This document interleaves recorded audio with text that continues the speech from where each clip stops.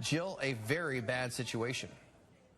Carlos, this really is a sad situation. As you just mentioned, Phoenix police confirming the 14-year-old died after crashing an SUV right into this cement wall. You can see a good portion of it is now missing. There were also 3 other teens in the vehicle at the time of the crash, and police say they were all without a license to drive. We had a chance to speak with the woman who lives in the home whose property this cement wall is on. She says she woke up suddenly at 2 a.m. because her entire house shook when this crash happened.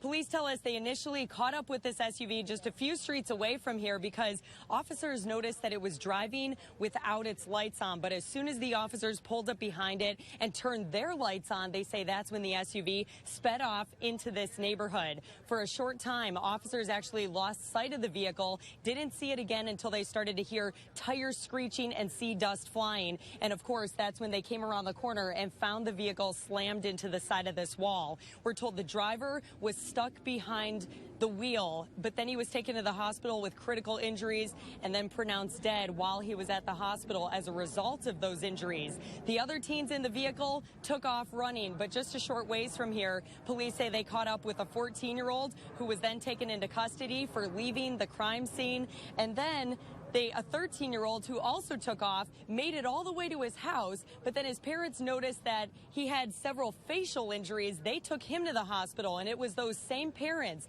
who police say whose vehicle all of these kids were driving. This is absolutely tragic, and the first question that comes to mind is why do you have a 14-year-old and 13-year-old kids out at 2 o'clock in the morning driving a parent's car. We understand at this point, at least from the beginning of the investigation, obviously the parents did not know that the child or the teenager, if you will, had taken the car. At this time, police are not yet releasing the name or any other information about the 14-year-old who was killed in this crash. Back to you.